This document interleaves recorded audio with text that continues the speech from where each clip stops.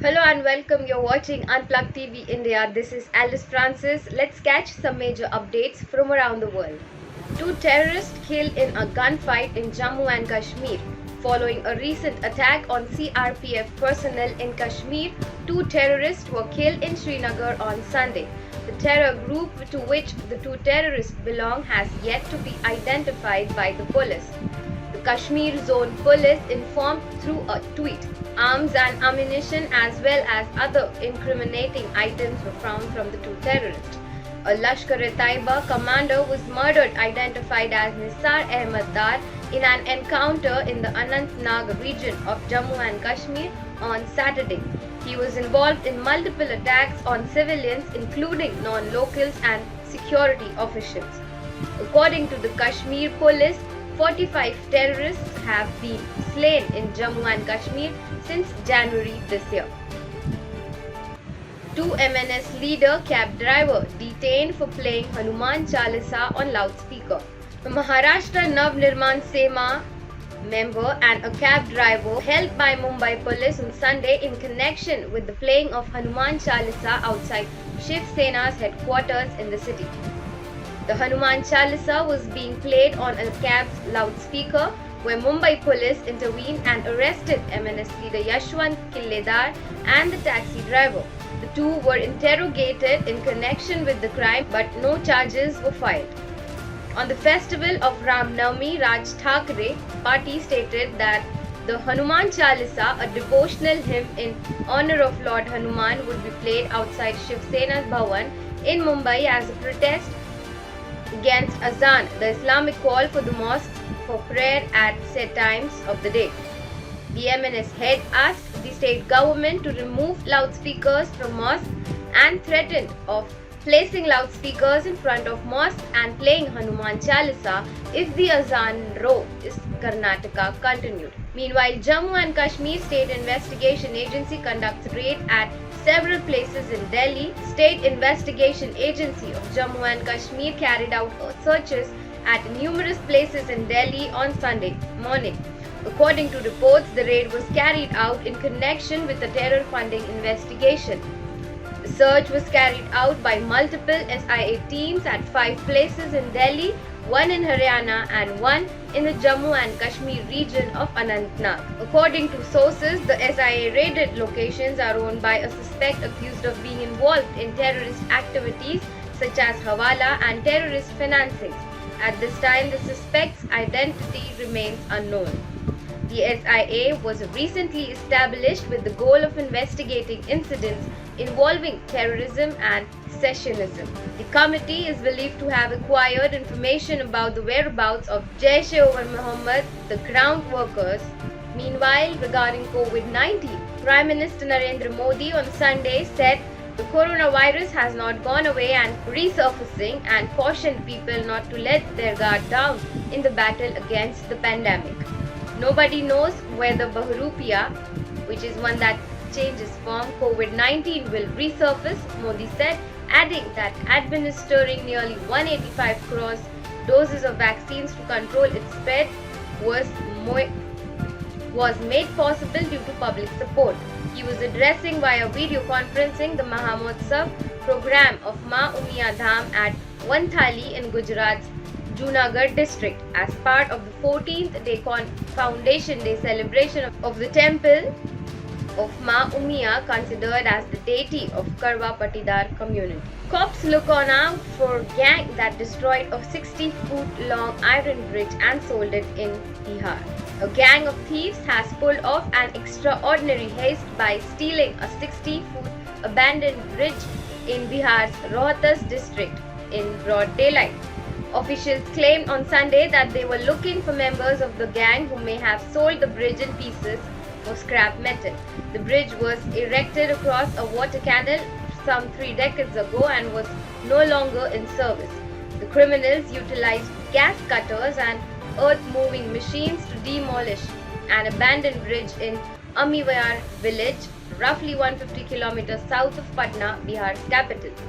It is to be noted that in India, metal parts are routinely stolen from public property and sold in big scrapyards for quick cash, so selling scrap metal can be a successful business.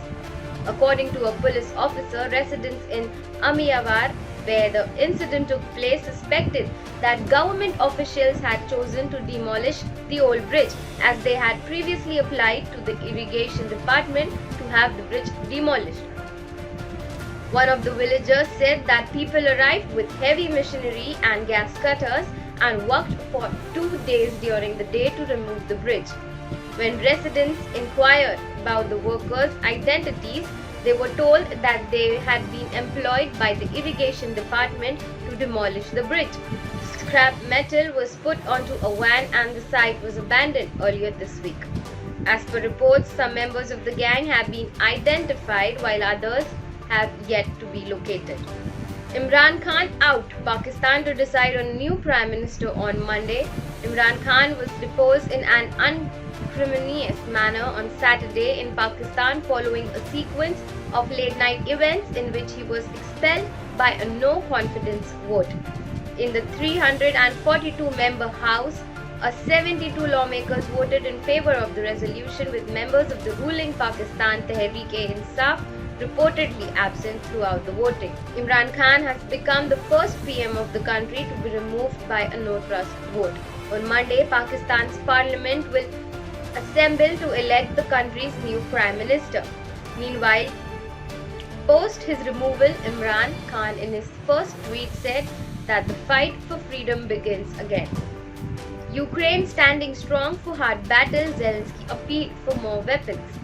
On Sunday, the war between Ukraine and Russia reaches its 46th day, with the war-torn country bracing for a hard struggle, with Russian forces massing in the country's east. President Volodymyr Zelensky of Ukraine cautioned that while the threat to the capital city of Kyiv had lessened, the threat to the eastern area has increased. Zelensky, in an address later on Saturday, said Russia's use of force was a catastrophe that will inevitably hit everyone. Zelensky said Russia's aggression was never limited to just Ukraine and the whole Europe was a target, as he urged the West to impose a complete embargo on Russian energy products and to supply Ukraine with more weapons. Quote Zelensky as, "This will be a difficult battle, but we are confident in our ability to win. We are prepared to fight while also seeking diplomatic solutions to bring this war to a conclusion." In an interview with the Associated Press, Zelensky said he was committed to pressing for peace and renewed his plea to countries to send more weapons. According to local officials, a new grave containing dozens of civilian Ukrainians was discovered on Saturday in Buzova, a liberated village near Kyiv that had been controlled by Russian soldiers for weeks. This is the latest mass burial discovered as the forces flee, leaving a trail of destruction in their wake. Ukraine and Russia conducted a third prisoner exchange, following which Kyiv says 26 Ukrainians will be returning home. This includes 14 civilians, including 9 women and servicemen. Residents of Ukraine's east have been urged to escape immediately as Russia continues its land assault in the Donetsk region, while aiming to complete the takeover of Mariupol in the south. Meanwhile, Boris Johnson, the British Prime Minister, paid a surprise visit to Kyiv and met with Zelensky. COVID continues to grip Shanghai. Choppers drones deployed to warn anti-citizens amid raging COVID outbreak. Shanghai on Sunday reported nearly 25,000 locally transmitted COVID-19 cases for the day before, as anxiety spread in other cities in China, including Beijing, about similar lockdowns being implemented to contain Omicron-driven outbreaks. Shanghai, it was more of the same on Sunday, another day of record number of infections comprising 1,006 symptomatic and 23,937 asymptomatic infections, the local health commission said. The city has recorded nearly 180,000 COVID-19 infections since the beginning of March, a vast majority of them mild in nature, which has strained both the health and civic infrastructure of the financial hub, a city of around 25 million residents. The streets remained empty over the weekend as authorities carried out fresh rounds of nucleic acid testings, with only medics police, volunteers and delivery personnel with special permission being allowed to step out. Sri Lankans have been pushed to the brink as the country deals with one of the worst crises in decades. Sri Lanka Parliament is set to reconvene on April 19 and the session will be held till April 2022. According to reports, Parliament is scheduled to convene on April 19 at 10 am and from 11 am to 4:30 pm. The country of 22 million has been weeks of blackouts and massive shortage of essentials.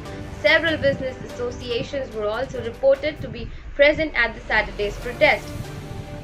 Nandalal Veersinghe, the newly appointed governor of the central bank, said a series of monetary policy blunders had led to the current crisis with no dollars to finance many imports.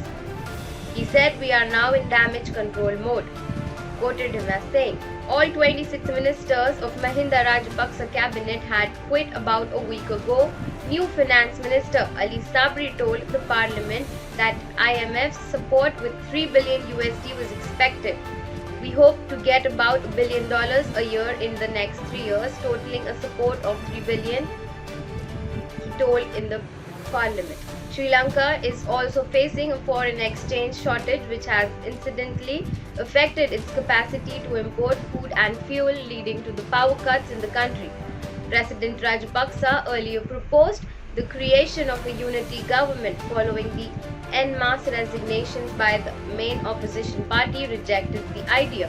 Parliament has failed to reach a consensus on how to deal with the crisis after nearly 40 governing coalition lawmakers said they would no longer vote according to coalition instructions. Thank you for watching Unplugged TV India. Please hit like, subscribe and share. This is Alice Francis signing off.